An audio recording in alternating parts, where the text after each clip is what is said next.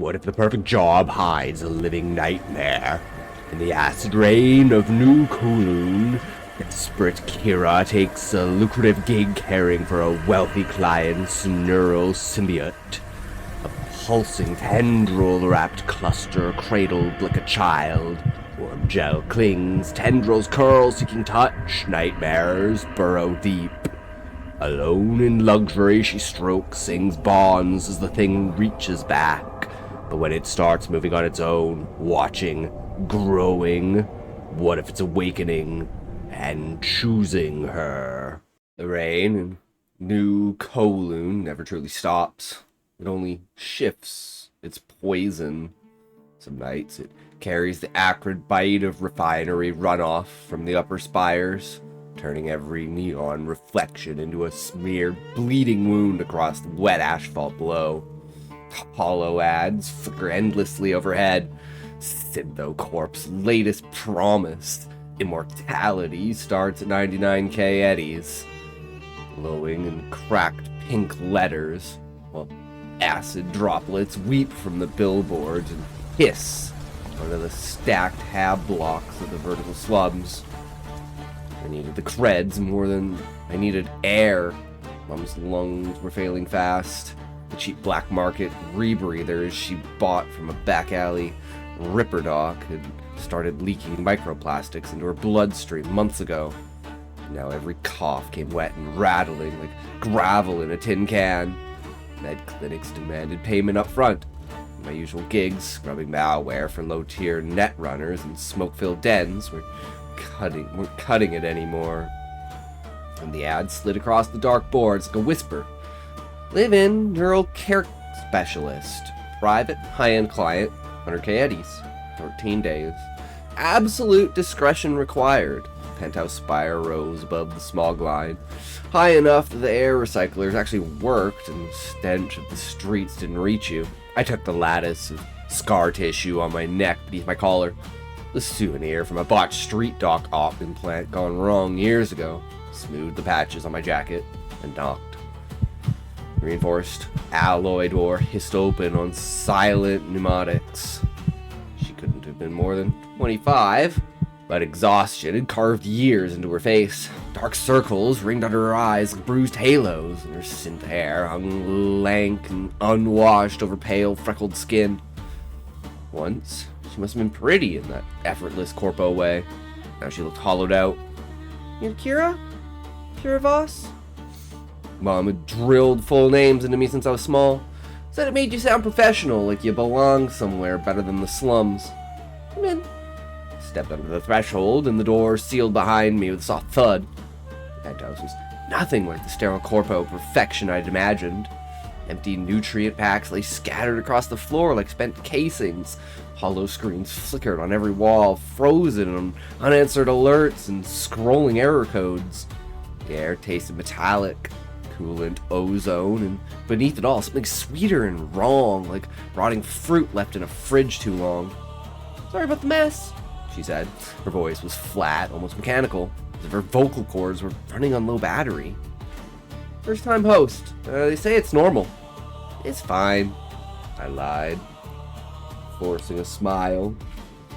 Really beautiful view. She didn't return the smile. My partner ghosted right after the integration completed. She said he couldn't handle the bond depth. Hairline crack appeared on the monotone just for a second. I wasn't planning on going solo. I'm sorry. Blinked hard as if rebooting. No, I'm the one who's sorry. I haven't slept properly in weeks. Feels like my brain's buffering half the time. Drew a sharp breath. I'm Lena. We shook hands. Hers was ice cold. Beneath the thin skin of her wrist, I could see veins glowing faint biolume blue. High-end vascular augs, the kind that cost more than I'd earn in 5 years. Lena, she repeated, as if reminding herself. You can see I need help. I nearly said yeah out loud. Instead, I nodded. That's why I'm here. A weak, tired chuckle escaped her. How much experience do you have with neural symbiotes? Certification was 6 months fresh. Earned in a grimy rip doctor class down at the tower stacks. Mostly theory. I'd packed a handful of street-grade brain dance rigs for quick eddies, nothing more. Some, I said, recent qualification. I've been handling integration since my little sister got her first rig. After close enough. Do you like them? She asked, eyes searching mine. I gave the answer I'd rehearsed in the mirror 100 times. Love them, the way they weave into your neural pathways. It's like carrying the future inside your skull. For the first time, her face softened, dreamy, almost reverent. I always wanted one. Didn't think it would awaken so early. But code took root faster than the docs predicted. Privilege. The word burned in my throat, but I swallowed it. You live alone? Just me and Nexus now. Sad, fleeting smile. He wanted to stay in the urban core towers. I wanted off-grid. Somewhere quiet. The spire was our compromise. She shrugged. Emotion small and defeated. Guess I should have fought harder. You own it outright? Family creds. The blush rose on her cheeks. The subject closed like a vault door. Want to meet it? My stomach tightened, but I followed her to the private mag lift. We rose in silence to the upper level. The integration chamber was a world apart from the chaos below. Soft cyan biolume tanks lined the walls, casting everything in underwater light. Classical synthwave whispered from hidden emitters, slow and lullaby soft. Then it drifted to the center of the room, where a sleek pod waited. Antique, Cairo shell aesthetics, laced with hundreds of delicate neural filaments that glimmered like spider silk.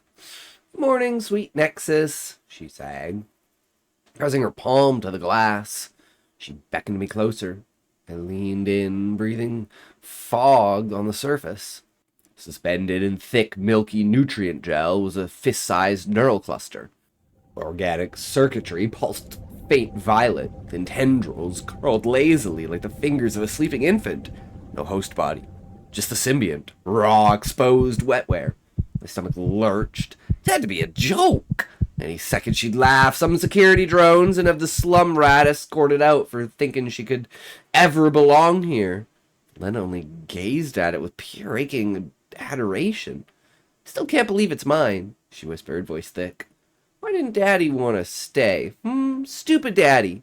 Tear slipped free. She knuckled it away quickly. "Sorry. Hormones are brutal. It's due for a synth feed. Wait here, I'll get the interface." She left the room on silent feet. I stared at the cluster. Cheap street parasites looked something like this. Glorified malware that fried your synapses if the code was dirty. But this one floated in weighted gel, surrounded by custom filaments worth more than my entire hab block. Fence madness. Curiosity overrode caution. I tapped the pod glass. A tendril curled slowly and drifted toward my finger, sensing warmth. Like clockwork. Then I bustled back in. Interface helm crackled on her arms. I jerked my hand away. Even a minute late, and it starts glitching hard. She pressed her palm to the pod again, soothing. "Mommy's got your feed, love." With reverent care, she lifted the cluster into a portable neural crater, catching primary filaments one by one. Her fingers moved with practiced tenderness of someone changing a real infant. "Hungry little one today."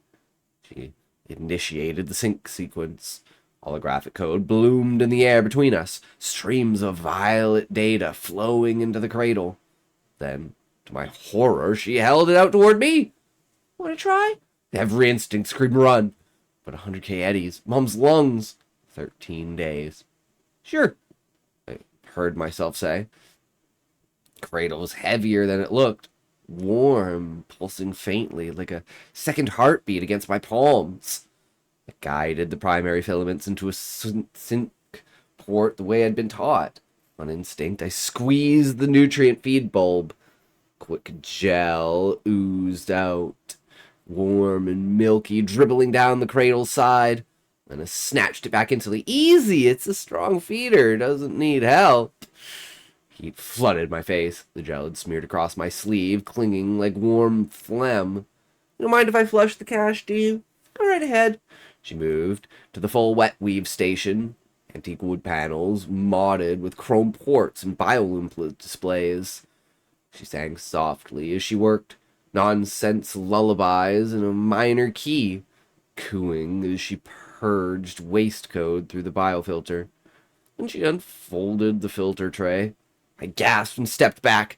It wasn't digital residue. It was fleshy, pink-gray neural tissue, wet and stringy, smelling of sweet decay. Lena gave a tired laugh. Most hormones make it smell almost buttery to me.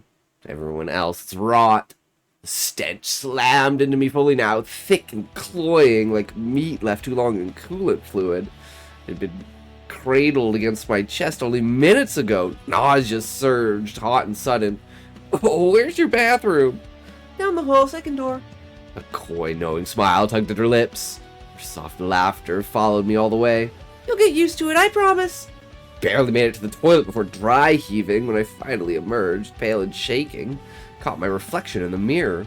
Beside Lena's quiet elegance, I looked cheap, scars, livid, jacket patched, eyes ringing with sleepless red. But agency careers would have reported her to the authorities in a heartbeat. A desperate slum girl like me? Keep my mouth shut for the creds. I could do this. 13 days alone in luxury with a fake parasite. Plastered on a new smile, confident, reassuring. Kira. And went back to her. I blamed the earlier nausea on cycle cramps. Lena nodded sympathetically. Hers had been brutal until the integration stabilized. We ended up talking for hours, abandoning the formal interview entirely. Same age bracket, same loneliness, wearing different price tags.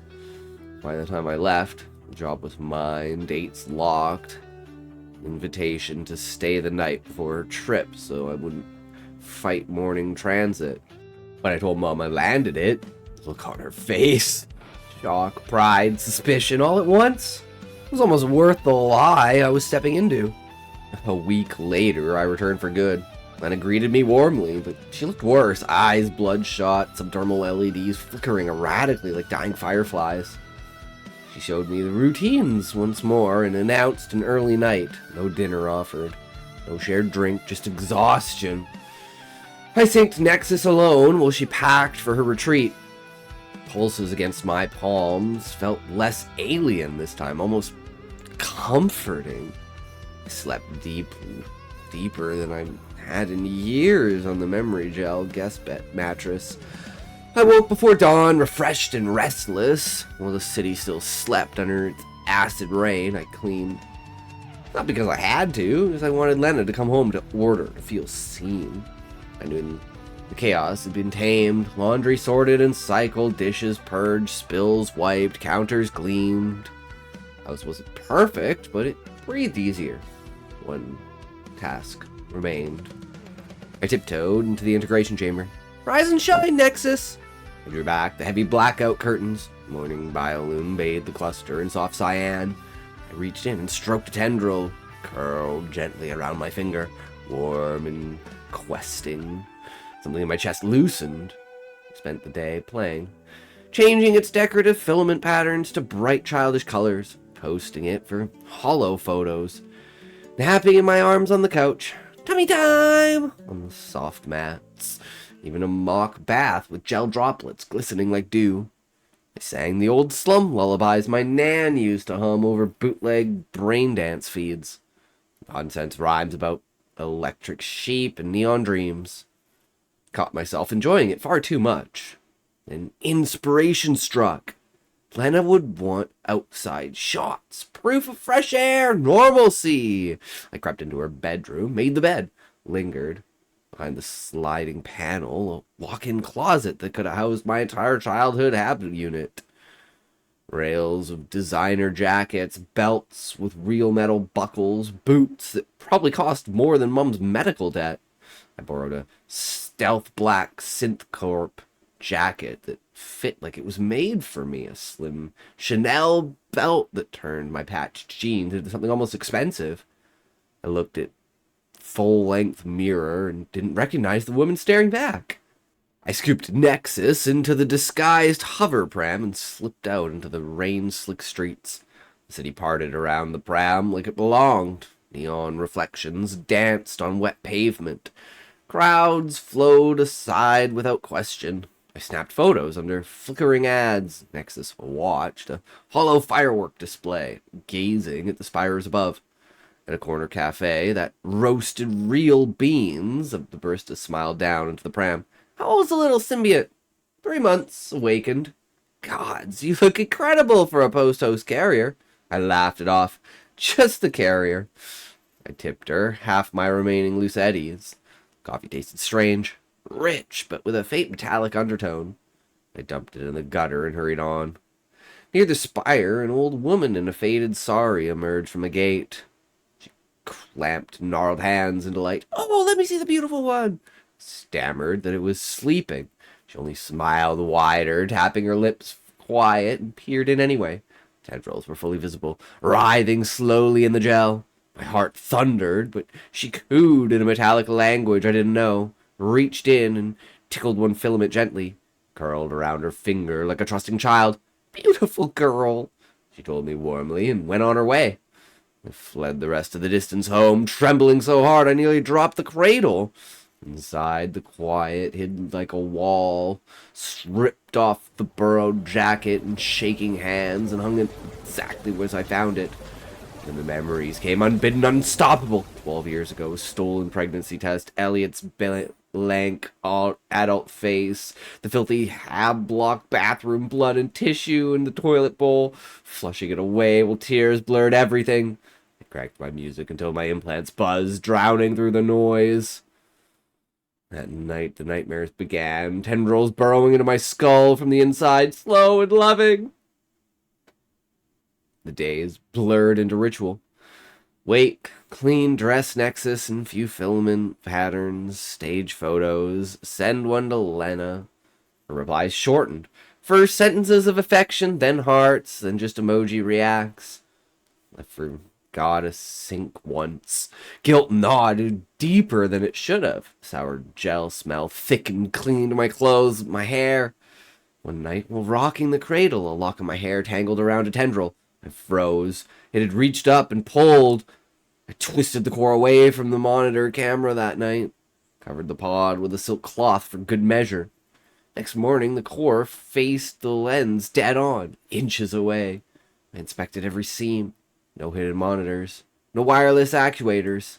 I must have been misremembering. I covered it again. That night, the nightmare returned worse. Nexus in bed with me, tendrils piercing skin, drinking something vital. I woke to the miner flashing red. Noise detected. I turned the volume to max. Silence. I crept to the chamber door. Dread pooling cold in my gut. I could not make myself open it. I left the light on and fled to the guest room. Day 8. The doorbell chimed. Mum. She pushed past me without waiting, eyes already cataloging the space. Come to check your managing. And to see the symbiote. It's napping. At noon? She tisked. Still in sleepwear. I thought you were taking this seriously. How is it then? Napping. You look half dead, Kira. The mattress is too soft.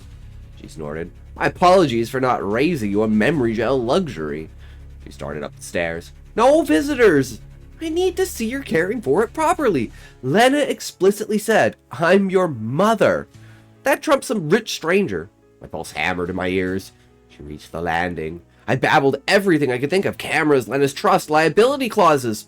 Mom paused, turning slowly. Oh, gods! Her voice dropped. You haven't done something to it, have you? No! Your history with fragile things isn't exactly spotless, love.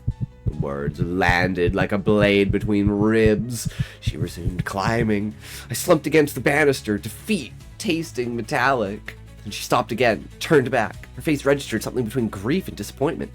Well, she said, descending, I'm relieved. She rushed past me towards her coat. I'll leave you to it. Natasha's been feeling neglected anyway, with all the time I've spent worrying about you. The door closed softly behind her. I buried my face in the thickest cushion and screamed until my throat was raw. wanted cleansing. The rainfall shower was heaven, but the deep clawfoot tub beneath the window called louder. The basket overflowed with unused lush bombs. Real ones, not the knockoff sludge we used in the slums. I ran a bath, steaming hot, and dropped in a bomb that turned the water galaxy purple and filled the air with synthetic stardust scent. Sank up to my neck. Bliss. For 3 whole minutes. Then the memory flooded back, sharp as broken glass. 12 years ago, the pregnancy test, Elliot's blank denial, the filthy bathroom, the blood, the tissue that I looked in my terrified child's eyes, like a fully formed baby reaching for me. I heard crying, high-pitched, desperate, raw, coming from the integration chamber. I scrambled out, water sluicing everywhere. Didn't bother with a towel. Burst into the chamber dripping. Crying was muffled beneath the silk cloth. I ripped it away. The crying stopped instantly. But the cluster had swollen, fleshy now, tendrils thickened into tiny limbs, a face forming beneath translucent gel. Infant-shaped eyes opening, my lost one. Return! I lifted it by the primary filament bundle, careful not to touch skin. Carried it back to the bathroom, lowered it slowly into the purple water, watched the bubbles rise, watched it sink. The flesh melted away, plastic cluster floated lifeless again. I fished it out, cradled the cold weight to my chest and rocked. Water ran in rivulets between my breasts. I'm sorry, I whispered to the empty core. I dressed it in prettiest filament array I could find, soft pastels, tiny glowing hearts. Kissed the inert surface, tucked it gently back into its pond. And I crawled into bed, stared at the ceiling until the light changed. Something vital had been scooped out of me. I was hollow now. The depression nest lasted days. I barely ate and did not enter the chamber again. The nightmares grew teeth. I chased Mom through endless dark corridors while she morphed into Lena, eyeless sockets weeping blood from optic ports. What have you done? She screamed. I woke gasping, soaked in sweat. 5 days left until Lena returned. I trapped texts to Mom. Surrender, rage, please, excuses. I deleted every one 2 nights before the end. Dream. I was the infant, cradled in Mum's arms while she sang the old lullaby. Her face twisted from love to grief. She held me out over icy water and let go. I woke gasping, chest burning. Dressed mechanically. Needed air that didn't taste of rot. Walked the pre-dawn streets until I found the same cafe. The barista recognized me. Ordered clumsily. Words tangling. She asked gently, "How's the Simbiont doing?" I blurted out before I could stop myself. It isn't real. It's just a fake cluster. She thinks she's alive and I'm paid to pretend. Silence stretched. The milk hissed like an angry snake. I'm caring for something that doesn't exist. I finished, voice cracking. Brista's face went pale. I threw eddies on the counter and fled without the drink. Lena's final message arrived the next evening. So sorry for silence. Retreat was amazing. I'll be home tomorrow. Give Nexus a big hug for Mommy. It's an experiment. I sent the last staged photo. Tendrils posted upward, reaching. She reacted with a single heart. I stayed awake all night, watching ancient brain dance reruns. The laugh tracks jarring in the quiet. At sunrise, I cleaned for 7 straight hours until the penthouse gleamed like a showroom. Showered, did my face, borrowed a spritz of Lena's perfume. Paced. The taxi finally pulled up. Lena swept in, glowing, sun-kissed, revived, dragging designer suitcases. You're an absolute star, she gushed, taking in the pristine space. It's perfect. She counted out the eddies, full amount plus generous extra. Now I need to see my baby. She ascended the stairs with eager steps. I lingered below, heart strangely calm. Then the scream shattered the penthouse. Raw, animal, unending. The police Found a bloated, mutilated infant parasite hybrid floating in galaxy purple water. Human DNA illegally spliced with rough sentient wetware. Official birth records confirmed its existence. Time of death matched my care window. The city crucified me across every feed. Baby Killer 2.0. Calls for execution. Hate mail describing tortures in loving detail. Trial was swift. Public defender pushed insanity. Mom testified in solemn black, voice trembling with righteous grief. I always knew something was wrong with her. Jury returned not guilty by reason of insanity in under an hour. Indefinite secure psych ward. Now I sit in Dr. Kim's soft lit office. Calming pastels, gentle music, no restraints. She asks how I'm feeling. Tired, I answer honestly. Nightmares every night.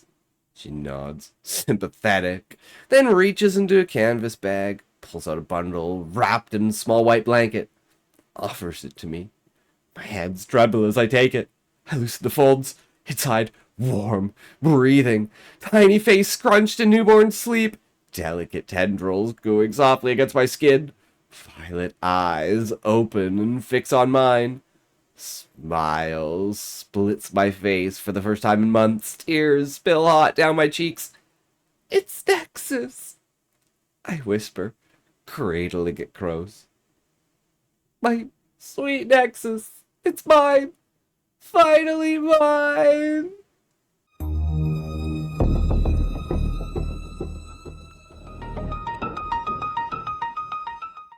Thank you for sticking around until the end of the story. I really hope that you enjoyed it. Let me know your thoughts down in the comments section. And don't forget to like the video and subscribe for more stories.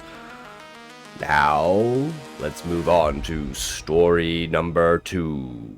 What unspeakable help did Jeremy summon, and what price will it demand? In the shadows of a forbidden beta, genius coder Jeremy Tillman locks himself away for 2 weeks, alone, obsessed. He emerges with Hushlands, a surreal masterpiece no single human could create. Impossible dungeons, flawless code, whispers of spells. When his partner boots the disc in secret, the screen watches back. There are days I wish I had done something to save Jeremy Tillman. It's been 20 years, and it all started with the beta for Hushlands. Jeremy Tillman was 1 year my senior. We used to collaborate frequently, both of us being game designers. Actually, my career began with him, as he was the first person to approach me back in high school to help him create graphics and help with sound effects for a small independent game. This was back in the 90s when shareware titles littered the PC gaming landscape. So it was quite a shock to both of us when a bigger game company signed us up for their newest title in the works, Gorgon 3D. A simple Doom clone running on an inferior engine. Nothing special, but thanks to Jeremy's eye for coding, smooth and satisfying controls, and my artistic sensibility, the game became quite an unexpected small success. The company itself never put much faith into the project, but after it proved to be of a much higher quality upon release than expected, they offered us more work. After a few years, we were making better and bigger games, our team rising in its number of members with every successive title. When the early 2000s hit, we were on top of the world, getting ready to work on the biggest project yet, Hushlands. It was a grand CRPG affair set in a surreal fantasy world, mixing your usual Tolkien-inspired tropes with my own original ideas that have been unashamedly borrowed from esoteric and lesser-known foreign literature that I was consuming huge amounts of back then. Yup. The titillator Hushlands would need many artists and coders to bring to life. So we've set out on a mission to find the best of the best. After assembling a team that would make ID software in their prime look like a bunch of amateurs, we began to work on the game proper. Hushlands was taking its time, but the publisher was happy as long as the work progressed forward. After 3 years of development, we've finally completed the first beta version, which was about 70% of the final intended release. Back then, advertising was everything, so the publisher insisted on creating as much hype around the game as possible. Jeremy protested, however, and made sure that no news or even rumors of the game's production would leak out, much to the annoyance of our publishers. He insisted on keeping the project as secret as possible. No one, not even I, knew why he seemed so paranoid about this. After all, isn't this sort of sneak peeking a good thing for a game? But he remained unmoved by the publisher's demands and our suggestions.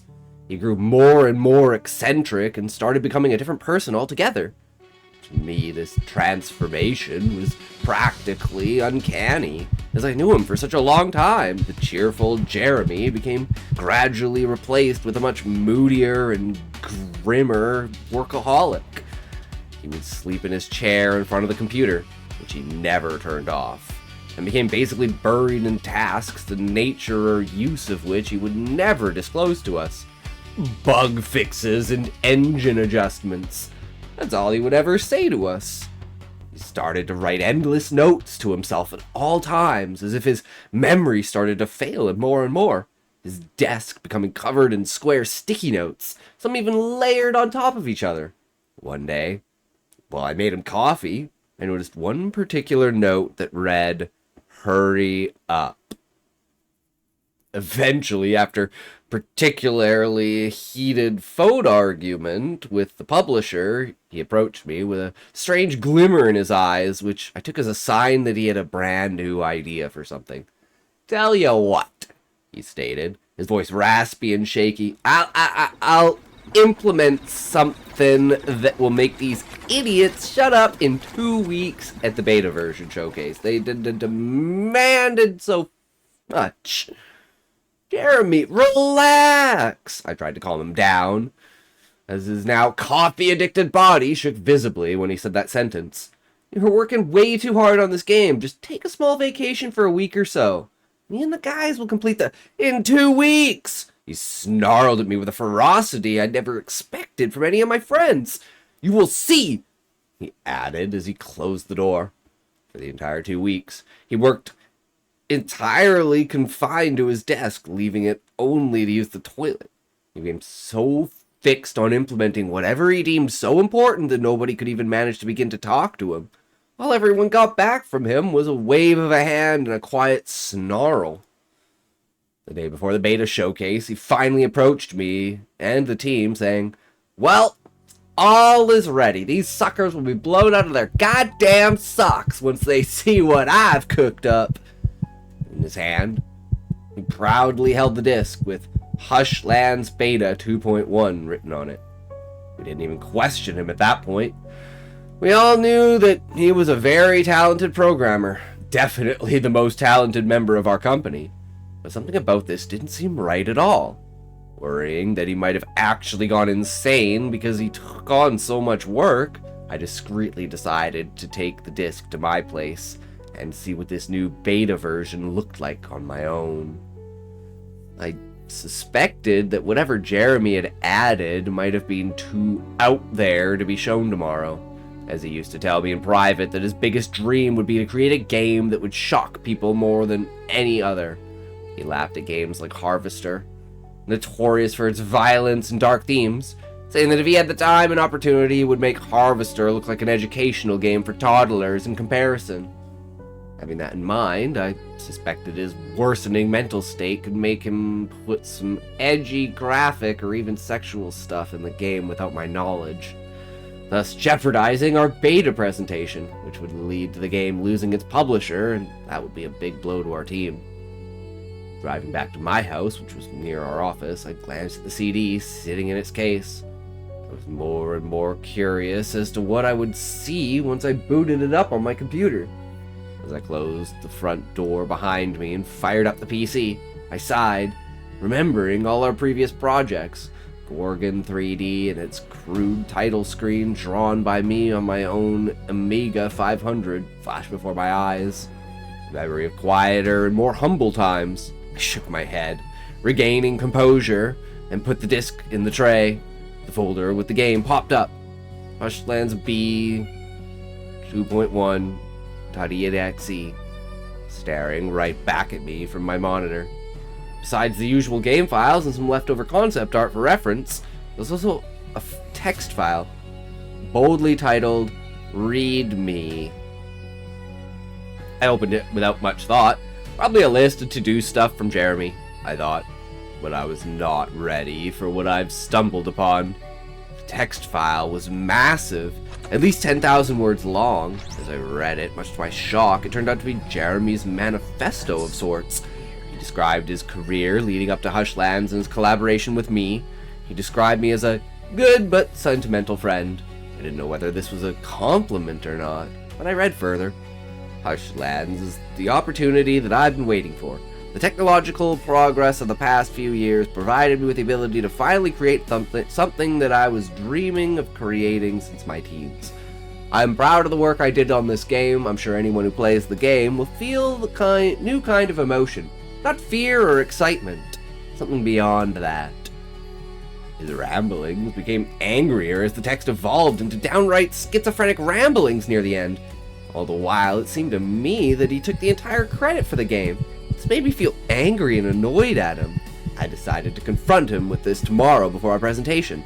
I couldn't let him get away with disrespecting me and the other members of our team. We've all worked our asses off, and that's how he behaves now? I mumbled to myself as I closed the text out of anger. I took a sip of beer and opened the exe file, bracing myself for whatever awaited me. The title screen, along with the theme song, played as planned. The detailed Hushlands logo appeared along with the main menu. Instead of the new game option, there was Presentation Start, written in a standard system font. You didn't even change the font, I sighed. Jeremy, what the hell did you do these 2 weeks? I clicked the presentation option and waited as the game loaded. The black screen featured only the main character of the game, an elf protagonist named Silva. His animations, voice acting, and other essential elements were fully completed. But for some inexplicable reason, Jeremy replaced his voice. Gone was the professional voice work we focused so much on. He now sounded like a mess of low-quality stock voices jumbled together. Fucking hell, I angrily sneered. How the fuck does he expect this to impress our publisher?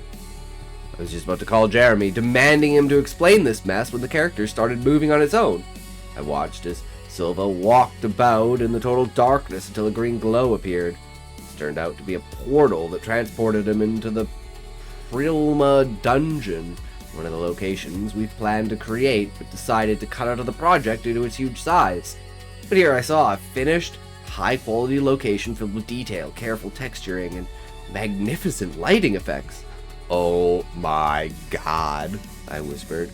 Jeremy, did you do this all by yourself? Silva was now standing still. I started to control him to explore the dungeon. I was floored, as this looked at least 10 times better than anything we'd created up to that point. Hell, not even the biggest AAA games of that year could compare. If this was shown to the publisher, they would truly be amazed. But that strange voice replacement, why? As I started wondering about this bizarre decision, Silva spoke. I recognized the line from one of the hundreds of stock voices and FX CDs we would use. It was your usual old wizard voice. Seems my spell worked well. I puzzled over the meaning of this. What spell? As I moved Silva across the dungeon, I marveled further at Jeremy's achievement. Along the way, some enemies appeared, but Silva took them out no problem. The animations and combat worked perfectly, so I started to relax a little. Aside from the missing voice, we didn't have to worry about disappointing the publisher. I leaned back in my chair and took a sip of beer. Grabbed my phone and wanted to call Jeremy, but I thought about how angry he would be with me if he found out I'd sneaked the CD out of our studio. Also, I started to remember the bizarre manifesto of his and wondered what its true meaning was. I then realized how impossible it was for one man to do all this work by himself and in just 2 weeks. There was just no way he could do it without at least a dozen other artists and coders working 24/7, and even then I'm not sure if the result would be so polished. Spectacular? There really was no way to describe it. That's when I started to feel fear. Fear of something being fundamentally wrong. I finally understood its source. I was staring at something that had no right to exist. The level kept going on, showing no sign of any bugs or any deficiency. It was just too perfect to be a single human's creation. That's when my phone rang. It made me jump, as my entire focus was on the game. I answered it, expecting to hear from Jeremy. Sure enough, it was him.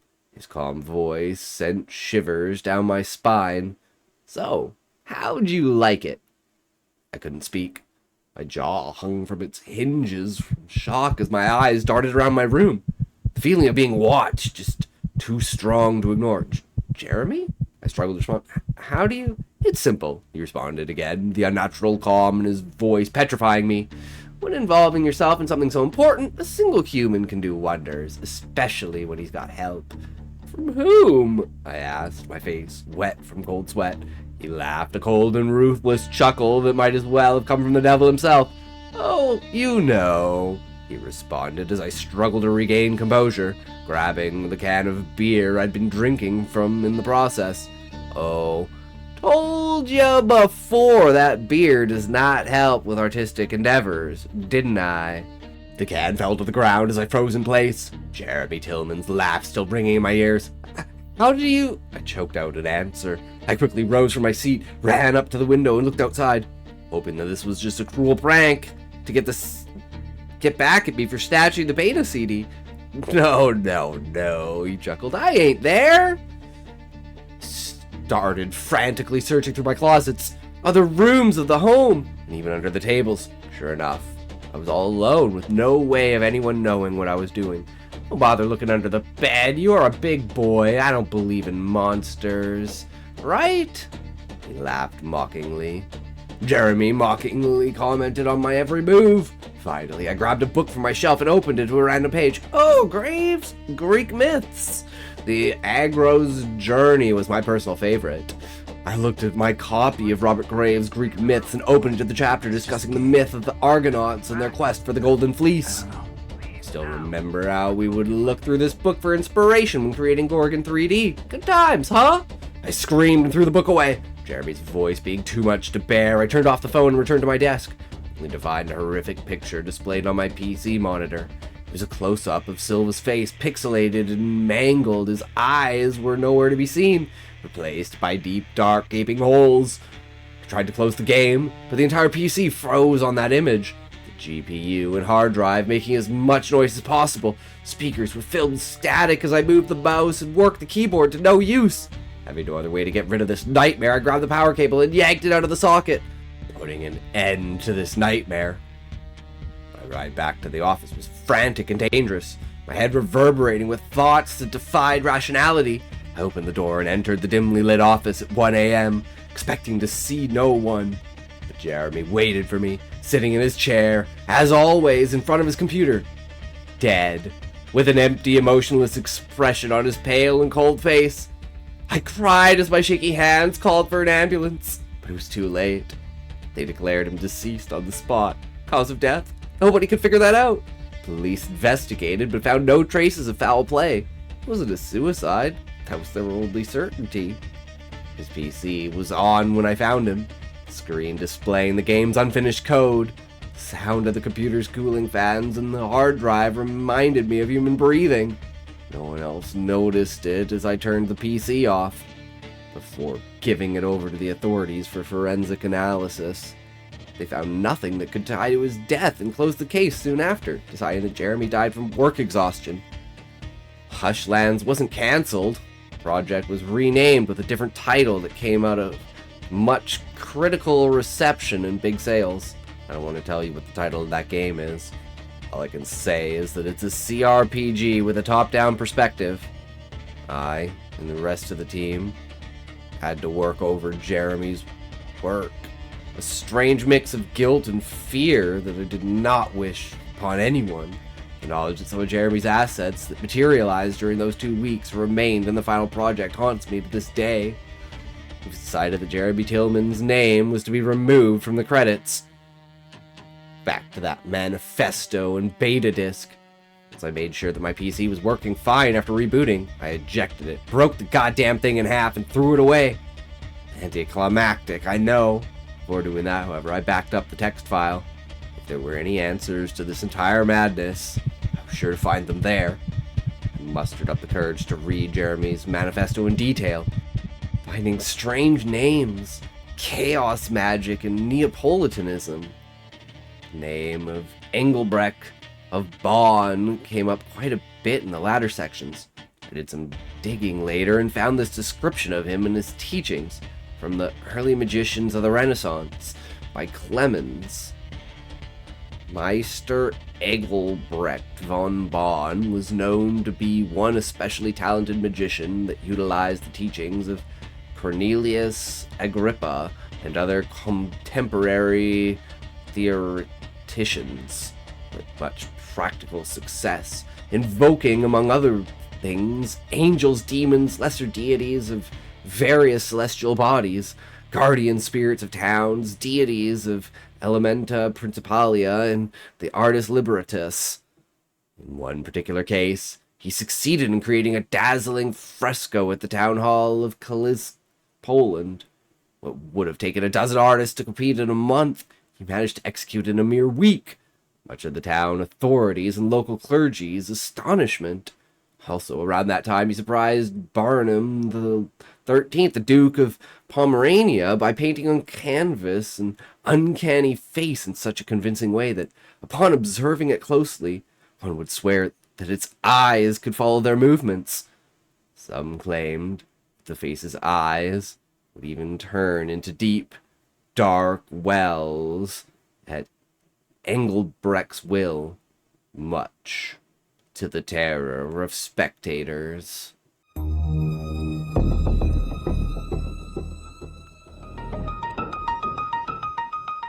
What happens when the savior is the real monster? On a forgotten island, paradise turned nightmare. 3 strangers awaken, confused, implanted, hunted by bioforged horrors. Burning sand, roaring beasts with whirring tusks and toxin tentacles. He fights like a machine, ripping monsters apart with bare hands. They owe him their lives, cling to him, trust him. But inside his chest the swarm stirs, hungry. Touch by touch he infects them. How far will the infection spread before the truth is revealed? The sand felt like broken glass grinding into my palms as I pushed myself up, each grain burrowing into the raw surgical incisions that ran the length of my spine like poorly stitched seams ready to split. Pain radiated outward, sharp, electric, as nanofiber cables shifted beneath my skin, micro actuators calibrating with low, insect-like whine that vibrated in my bones. I tasted blood and ozone in the air, metallic and bitter. My HUD flickered to life behind my left eye. Vital signs green. Threat scan clear. Containment field at full strength. I lay there for a long moment, face pressed to the burning sand, letting the pain anchor me. The sky above was too blue, too perfect, like a screensaver left running too long. Somewhere out beyond the reef, the electromagnetic barrier shimmered, invisible but absolute. I could feel it in my teeth, a low, constant hum that matched the one inside my skull. I remembered everything now, not just the loops, the town, the monsters, Eve's skull crumbling under the crowbar, Drake bleeding out of my arms while he begged me to stop. But the man I'd been before any of this began, Timothy Gray, a nobody from a nowhere town, drowning in cheap whiskey and rage after she left me. One night, blind drunk, I poured gasoline on her apartment door and lit the match. I told myself it was just to scare her, but the fire spread faster than reason. She survived, scarred for life. Kid next door didn't. 4 years old, smoke inhalation. I could still hear the sirens in my memory, see the orange glow reflected in the puddles as they dragged me away. I remembered the trial. How I sat silent while the mother screamed at me across the courtroom. I remember the needle they were supposed to put in my arm, and they never did. Gabrielle had shown me the files during that last debrief, projected on the wall of the white room like vacation slides. Redemption through service, he called it. Death row inmates, memory wiped, thrown into simulations to test weapons, viruses, monsters, data for the military, for progress. Gabrielle wasn't some mad scientist. He was a patriot, he said. A brilliant mind who believed humanity's survival demanded sacrifices. The weak, the guilty. We were perfect test subjects because no one would miss us. He spoke of it calmly, adjusting his glasses as if discussing weather patterns. In his world, morality was a luxury. Ends justified means. He had leaned forward then, eyes bright behind the lenses. You, Timothy, were wasted potential. A man who could destroy so thoroughly. Imagine if that energy were aimed outward instead of inward. I wanted to hate him. Part of me still does. But the reactor in my chest pulsed approval every time I tried. And I had been weak once. Now I was his masterpiece. The integration protocol. His crowning achievement. While I lay unconscious after killing Drake. After I bashed his skull in to stop him from infecting the others. Gabrielle's team opened me from neck to coccyx. Threatened carbon tendons through muscle. Plated ribs with reactive alloy. Planted the cranial node for direct oversight. And the bioreactor, black. Throbbing fused beside my heart. Pumping chems, blockers, and worst of all, the swarm.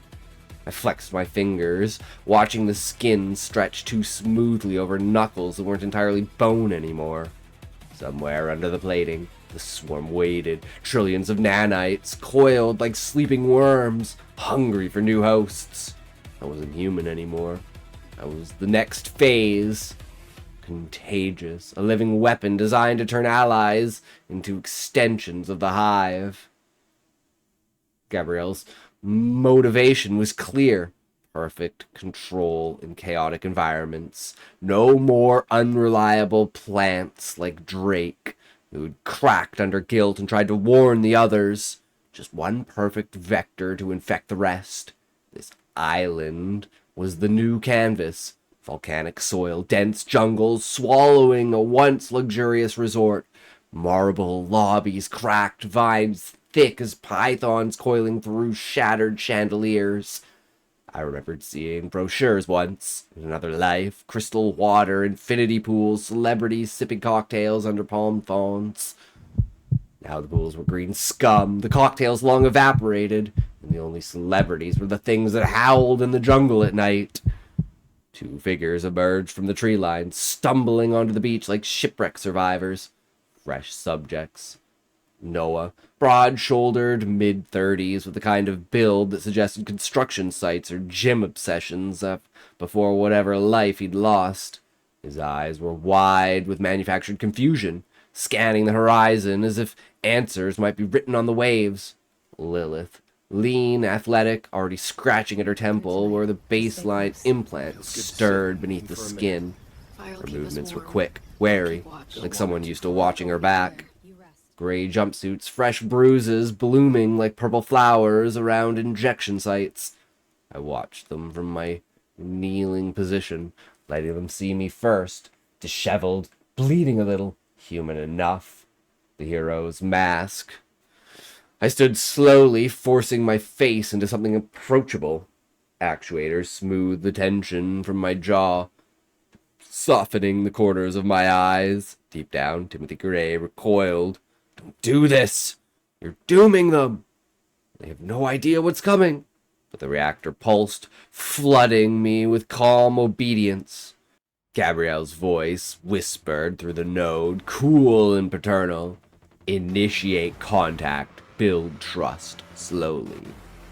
Hey! I called, voice warm, modulated to strip away my edge. You okay? I just woke up too. Name's Adam. Noah blinked, rubbing his neck as though trying to loosen a collar that wasn't there. Noah. Yeah, Noah. He looked around again, voice cracking slightly.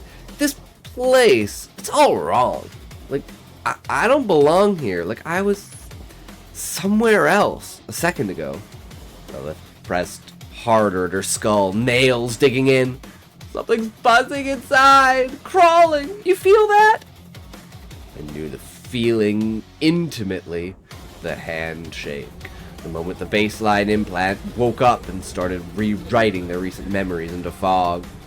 Soon, Gabrielle would feed them lies through their own HUDs about me being their savior, the only one who understood the island's rules. I took a careful step closer, hands open, non-threatening. The sand burned my bare feet, but I barely registered it anymore. Yeah, I said softly. I feel it too. It gets better. Or, you get used to it. Liar. Noah laughed, a short, broken sound. Used to it? Man, I don't even know how I got here. Last thing I remember is... headlights? A car crash. No, wait. That's not right. He shook his head hard, like a dog shedding water. Lil stared at me, eyes narrowing. You said your name's Adam. You know anything about this place? Why are we here? I felt Gabrielle listening through the node, patient as a spider, waiting for me to thread the first lie. Not much more than you, I said. Woke up on the beach just like you. There's stuff on this island. Things that aren't right. We should stick together. A roar split the air, deep, wet, mechanical. Trees shattered as the first beast charged. It had been a boar once. Massive, now bio-forged nightmare. Titanium rib cage, swollen flesh, hydraulic pistons replacing legs for explosive leaps. Saw blade tusks whirling, black tentacles grafted along its spine, syringe tips dripping neurotoxin, stalk eyes glowing red on flexible stalks. Lilith screamed, a short, sharp sound that cut off as she clapped a hand over her mouth. Noah froze, face draining of color. Run! I shouted. Into the resort! Move! Go! We sprinted across burning sand. I deliberately let the beast close enough for them to feel its hot breath, to hear the pistons hiss, close enough for terror to bind them to whoever offered safety. Then I spun. Subdermal mesh activated, skin rippling as hex plates locked into my torso. A tentacle whipped toward me. I caught it midair, fingers closing like a vice. The syringe needle scraped across alloy flesh, toxin hissing as it burned channels into the plating. Pain screamed up my arm, white hot, but the reactor dump blockers, numb bliss flooding in behind it. I tore the limb free. Gore sprang, thick and black. Jammed the severed tentacle into the cluster of stalk eyes, sparked, flew. Vitreous fluid burst and sinking globules. I dove behind the thrashing body, ripped open the abdominal hatch with bare hands, and crushed the glowing core inside. The monster collapsed, twitching, steaming. Silence fell, broken only by our breathing in the distant surf. They stared from the ruined entrance of the resort, awe replacing fear. You killed it! Noah whispered, voice trembling between disbelief and gratitude. Lilith's hand hovered near her mouth. How did you? I wiped back sludge from my hands, tasting circuits on my tongue. Inside, Timothy clawed at the walls of his shrinking cage. I was you once, confused, terrified. Don't trust me. Run! But I smiled. Warm, steady. We're safe, for now. The itch started then, low in my chest, the swarm awakening, nanites stirring, hungry for new hosts. I moved to help Lilith stand. Deliberate skin contact, palm against her forearm, lingering just long enough. Her pupils dilated instantly. Faint red glow flickered behind her irises, then vanished.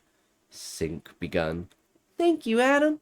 she breathed, voice suddenly softer, laced with instant devotion. Noah gripped my shoulder harder, grateful, skin on skin. We owe you everything, man, seriously. Nanites migrated. I felt them leave me in warm pulses, burrow into fresh tissue. A father's twisting pride swelled in my chest. Gabrielle's programming, or my own corruption. Hard to tell anymore. We pushed deeper into the resort. Vines choked marble columns. Mildew and rot reeked in the stale air. Emergency lights flickered sickly green along baseboards, casting long shadows. We found a relatively intact suite on the second floor. Beds stripped, mirrors cracked with doors that still locked. Noah collapsed onto one mattress, staring at the ceiling. Lilith paced, restless energy crackling off of her. I keep trying to remember, she muttered. Family, a job, anything. It's like there's a wall. Lilith stopped pacing, looked at me. You said you feel it too. Do you remember anything from before? A test.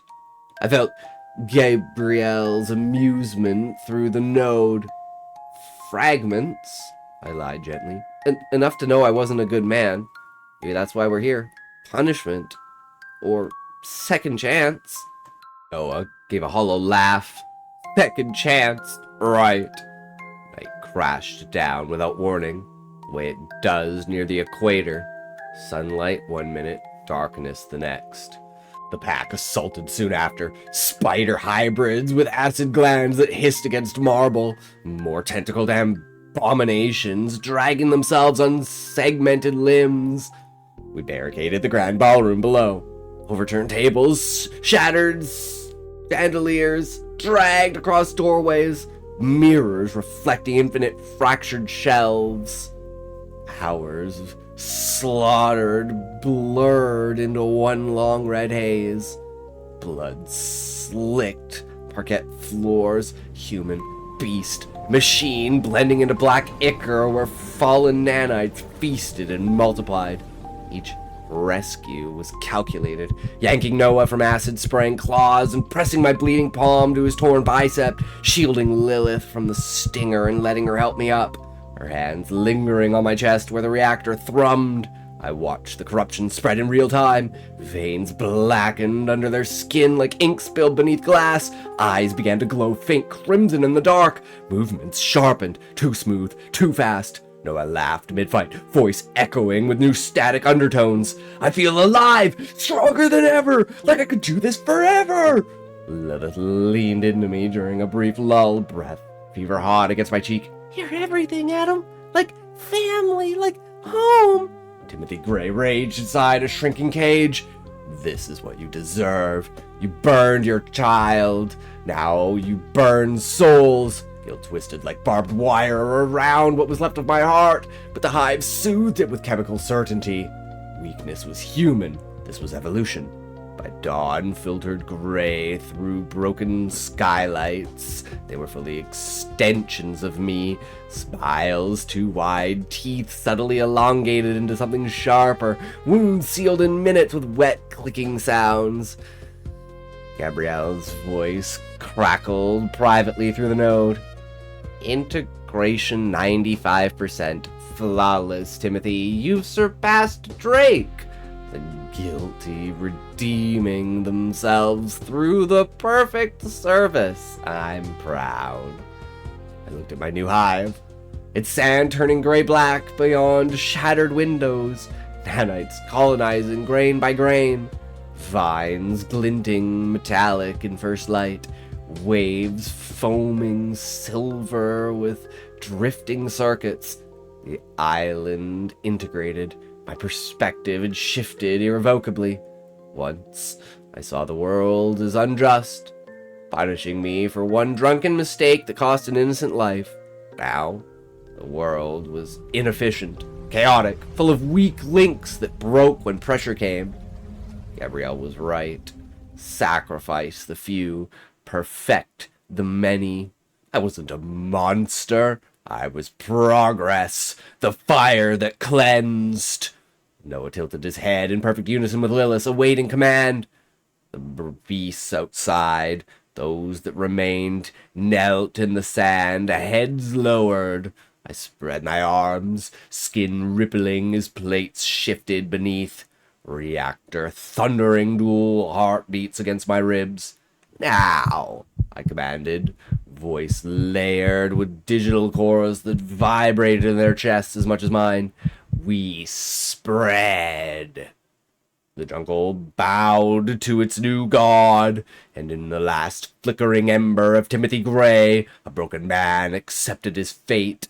The world wasn't worth saving as it was. Better to burn it clean and rebuild in perfect, connected unity. The cycle evolved into eternity.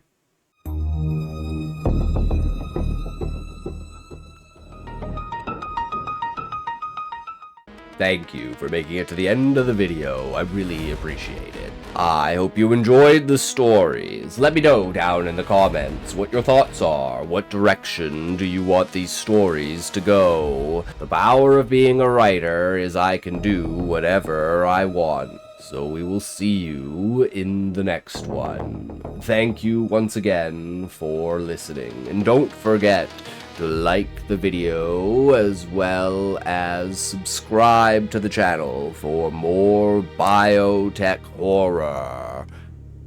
And as always, you cannot escape the blue.